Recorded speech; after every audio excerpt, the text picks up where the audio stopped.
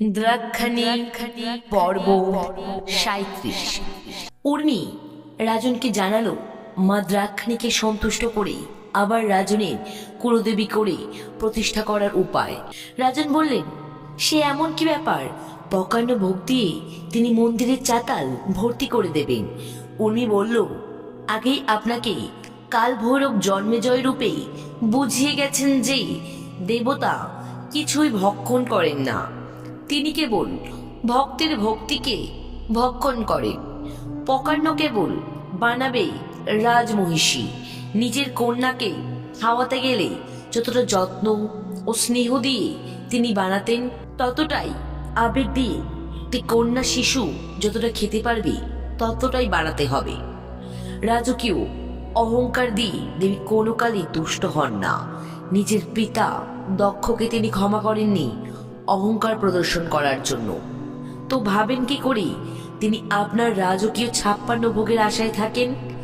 তিনি বেছে নিয়েছেন আমাকে, আমার শ্বশুরকুলের নারীদের, তাদের মা মনে করেন মা দ্রাক্ষাণী, আর নিজেকে শিশু। রাজন বললেন, বেশ, তাই না হোক না হয়। অতি গোপনে কন্যার জন্য প্রকাণ্ড রন্ধন করে ঠিক সময়ে ভোগ নিবেদন করবে তুমি উর্মি, আর আমি নিজে এবার পুজোয় বসবো। দেখি একদন্তর কুটিলতা যেতে না আমাদের ভক্তি। উর্মি বলল, রাজন, আপনার কুলদেবী সতীর অংশ, তিনি দ্রাক্ষা কন্যা, আর ব্রহ্মার পুত্র দক্ষ প্রজাপতি সেই দক্ষের অসংখ্য কন্যা, তাদের মধ্যে সতী একজন, রূপে গুণে অতুলনীয়। ব্রহ্মা চিন্তা করলেন শিবের সঙ্গে তার বিয়ে দেবেন। রাজন বললেন, তারপর যেমন ভাবা তেমন কাজ। ব্রহ্মা দক্ষকে বললেন তার মনের কথা। দক্ষ বললেন, হে পিতা, আপনি যখন বলছেন তাহলে কোনো চিন্তা নেই, কিন্তু পাত্রের গুণ, কুল, বিদ্যা, রূপ এসব তো দেখতে হবে। বিশেষ করে দাতা কি গ্রহিতার চরিত্র না দেখে কন্যা সমর্পণ করা যায় না। আপনি শঙ্করের পরিচয় আমার কাছে বলুন। ব্রহ্মা বললেন, তিনি পঞ্চানন, আবার তার সহস্র রূপ, সাধারণত ত্রিনেত্র, কখনো কখনো শত সহস্রও হয়। শশধরের মতো তার বর্ণ, কখনো নীল বর্ণ, আবার কখনো কমল বর্ণও হয়। কখন কি যে ভাবেন বোঝা যায় না। তার বিদ্যা জানতে এমন কেউ নেই সে তা জানতে পারে। চারি বেদ তার সীমা দিতে পারে না। তার গোত্রের কোনো ঠিক নেই, সবার ঈশ্বর তিনি। তিনি সিদ্ধিদাতা, মুক্তিদাতা, তিনি সৃষ্টি করেন, আবার অন্তিম সংহার করেন। দিবানিশি শ্মশানে ঘোরেন। শিবের চরিত্রের কিছু বললাম, আমি মনে করি এই সতী উপযুক্ত হবেন। ব্রহ্মার মুখে পাত্রের এমন পরিচয় পেয়ে দক্ষ বিস্মিত হয়ে বললেন, শিবের মধ্যে বর হবার কোনো লক্ষণ দেখতে পাচ্ছি না। সতী রূপের তুলনা হয় না। সব ক্রিয়াকাণ্ডের বাইরে শিব, তার হাতে কন্যাদান করা অসম্ভব। আমার কন্যা কখনোই শ্মশানবাসী হতে পারবে না। আমি রাজা, আর আমার জামাই ভিখারি। দক্ষের কথায় ব্রহ্মা দুঃখিত হয়ে বললেন, সকল জীবের পরম ঈশ্বর শিব, সকল দেবতার থেকে তিনি প্রবীণ। তিনি নির্গুণ হয়েও সগুণ, তার সমান পাত্র জগতে দ্বিতীয় কেউ নেই। ব্রহ্মার মুখে এমন কথা শুনে দক্ষ বললেন, হে পিতা, আমি আমার সতীকে আপনার হাতেই তুলে দিলাম। তারপর আপনি আপনার ইচ্ছা মতো যার হাতে হোক তুলে দিন। এই কথা বলে দক্ষ সতীকে এনে ব্রহ্মার হাতে তুলে দিলেন। ব্রহ্মা সতীকে নিয়ে হিমালয়ে চলে গেলেন। তারপর তিনি সকল দেবতাদের স্মরণ করতে সবাই উপস্থিত হলেন সেখানে। তারপর গন্ধর্ব, চারণ, সিদ্ধগণ ও সপ্তর্ষিকেও স্মরণ করে আনা হলো। সপ্তর্ষি বেদমন্ত্র উচ্চারণ করলেন। ব্রহ্মা শিবের হাতে সতীকে সম্প্রদান করলেন। নৃত্য গীতে সবাই আনন্দ উপভোগ করলেন। দেবতারা শিব সতীর মাথায় পুষ্পবৃষ্টি করলেন। সকলকে প্রস্থান করিয়ে ব্রহ্মা আপন পুরীতে চলে গেলেন। দেবতারাও চলে গেলেন। শিবকে পতিরূপে পেয়ে সতীর খুব আনন্দ। এক সময় ব্রহ্মা বিষ্ণু সহ সকল দেবতাগণ শিব সতীকে দর্শনের জন্য গেলেন। দক্ষও গেলেন কন্যা জামাতাকে দেখতে। সতী সবাইকে দেখে আনন্দিত হলেন এবং সবাইকে সমান সম্মান দিলেন। সবাই খুশি, কিন্তু দক্ষ অপমানিত বোধ করলেন। তিনি শিবের শ্বশুর, আর তাকেও কিনা সমান সম্মান। দেবী সতী পরমাত্মা স্বরূপিণী হন, তার দৃষ্টি সবার প্রতি সমান।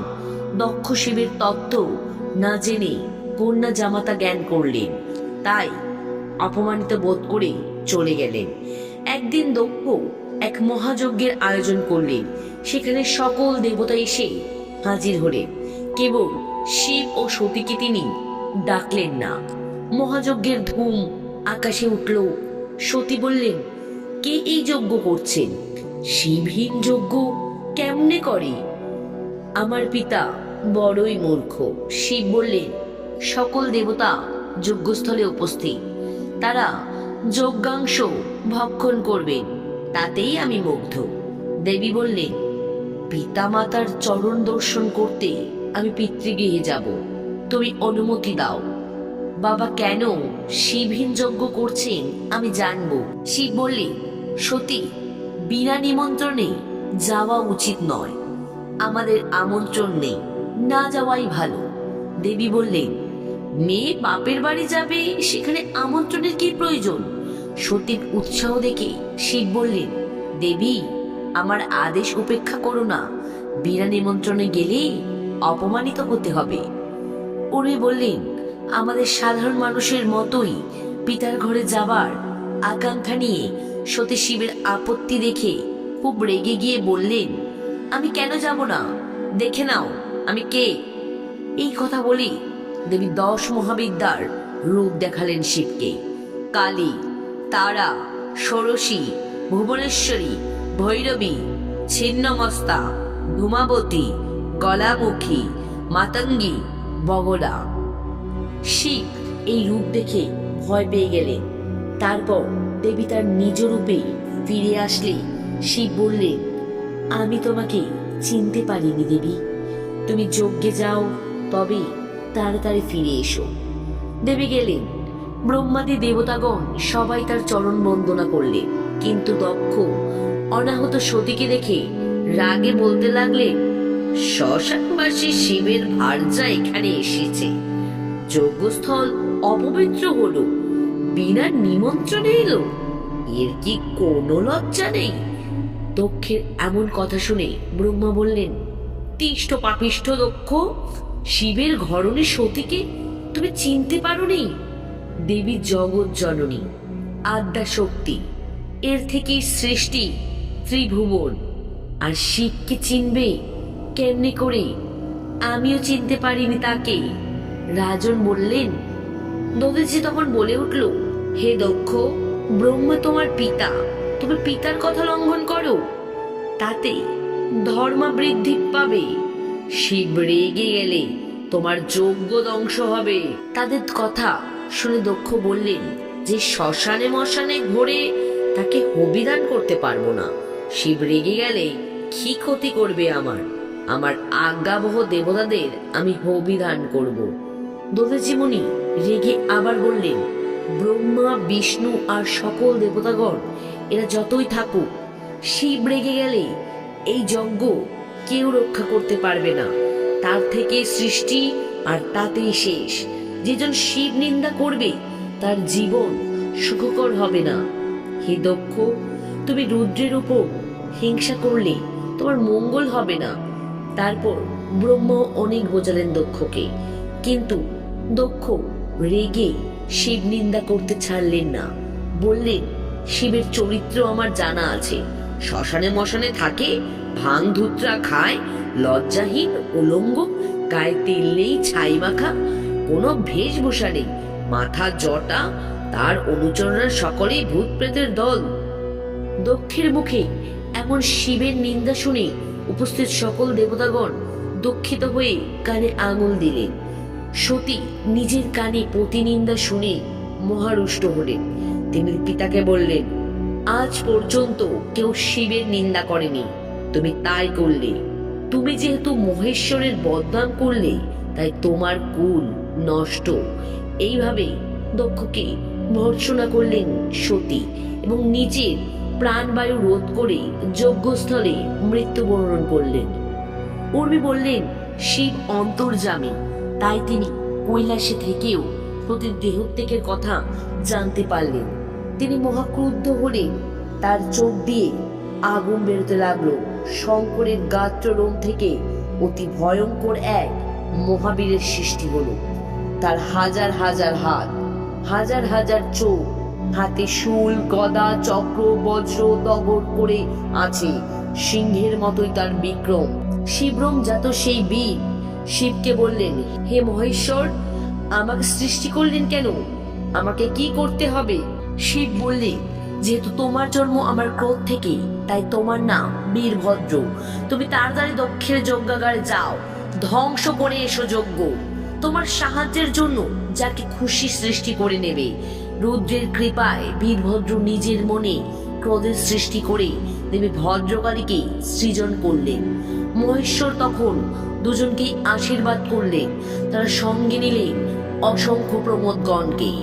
তারপর তারা যজ্ঞাগারে উপস্থিত হলো। হরিদ্বারের কাছে কখল নামে এক স্থানে দক্ষের যজ্ঞস্থল। সেই যজ্ঞাগারে উত্তর দ্বারে দাঁড়ালো বীরভদ্র আর দক্ষিণ দ্বারে দাঁড়ালো ভদ্রকালী। তাদের দেখে দেবতারে বুঝতে পারলেন যজ্ঞস্থল এক্ষুনি ধ্বংস হবে। প্রমুখ ধর্মরাজ বীরভদ্রের মধ্যে যুদ্ধ বাঁধল। ধর্মরাজকে পরাস্ত করে বীরভদ্র ঢুকলেন যজ্ঞাগারে। সকল দেবতাগণ তাকে বাধা দেওয়ার চেষ্টা করলেন। ভয়ঙ্কর যুদ্ধ বাঁধল। আহত হয়ে দেবতারা পিছু হটতে বাধ্য হলেন। প্রমোদগণ যেখানে যজ্ঞ যুদ্ধে গচ্ছিত হচ্ছিল, সেখানে গিয়ে উপদ্রব শুরু হলো। তখন সেই যজ্ঞের পুরোহিতগণ ভয়ে পালালো এবং তারা নারায়ণের শরণাপন্ন হলো। নারায়ণ যুদ্ধে এসে বসেছিলেন। পরে তিনি উঠলেন, অস্ত্রশস্ত্র নিয়ে মারলেন বীরভদ্রের ওপরে। বীরভদ্রের গায়ে লেগে সব অস্ত্র মাটিতে পড়ে গেল। বহুক্ষণ যুদ্ধ করলেন নারায়ণ। যত অস্ত্র মারেন, শিবের আশীর্বাদে ব্যর্থ করে দেন বীরভদ্র। বীরভদ্রকে দমন করতে না পেরে হরি নাক দিয়ে বীরভদ্রকে ধারণ করে ভূমির ওপরে ফেলে বাহু আর উরুর দ্বারা শোষণ করতে লাগলেন। এর ফলে বীরভদ্র রক্ত বমি করল। সেই রক্তের সনে একটি চক্র বের হলো। শ্রীহরি সেই চক্রটি নিয়ে বীরভদ্রকে ছেড়ে দিলেন। এমন সময় মহেশ্বর ক্রোধান্বিত হয়ে যজ্ঞস্থলে উপস্থিত হলেন। বীরভদ্র তাকে দেখে তার শরণ নিলেন। বীরভদ্রের রক্তমাখা শরীর দেখে মহাদেব আরো ক্রুদ্ধ হন। তিনি নিজে যজ্ঞের মধ্যস্থলে গিয়ে সব লণ্ডভণ্ড করে দিলেন। রুদ্রের সেই ভয়ঙ্কর মূর্তি দেখে ভগবান শ্রীহরি ভয় পেয়ে সেই স্থান ছেড়ে কুঞ্জাম্র কারণে আশ্রয় নিলেন। দেবতারা ভয়ে যেদিকে পারলেন পালিয়ে গেলেন। এইসব দৃশ্য দেখে প্রজাপতি দক্ষ ভাবলেন, শিবকে অপমান করার জন্যই এইসব হলো। অপমানিত হয়ে সকল নিমন্ত্রিতগণ চলে গেলেন। পুণ্যের জন্য যজ্ঞ করেছিলাম, পেলাম যা পাবার ছিল। শিবের অনুচরেরা মহর্ষিগণকে মারতে লাগলেন। তখন মহর্ষিগণ বীরভদ্রের স্তব করলেন। তবুও বীরভদ্র শান্ত হলো না। তিনি দক্ষের মাথায় আঘাত করল। সঙ্গে সঙ্গে দক্ষের মাথা ছিন্ন হয়ে গেল। যারা যজ্ঞ করলেন তারাই মারা গেল। তাই সকলেই ভয়ে পালিয়ে যাওয়ার চেষ্টা করলেন। দ্বারের কাছে ভদ্রকালী আর প্রমোদরা ছিল। যারা পালাতে চেষ্টা করছিল তাদেরকে তারা বধ করছিল। তখন উপায় না দেখে দেবতাগণ পাখির রূপ ধরে যজ্ঞস্থল ছেড়ে পালিয়ে গেলেন। ব্রহ্মা মুক্ত রূপ ধরে পালাবার চেষ্টা করল। শিব তাকে ধরে ফেললেন। কোনো উপায় না দেখে ব্রহ্মা রুদ্রের স্তব স্তুতি করলেন। শিব তুষ্ট হয়ে ব্রহ্মাকে বললেন, বলো কি চাই? ব্রহ্মা বললেন, দক্ষকে বাঁচিয়ে দিন।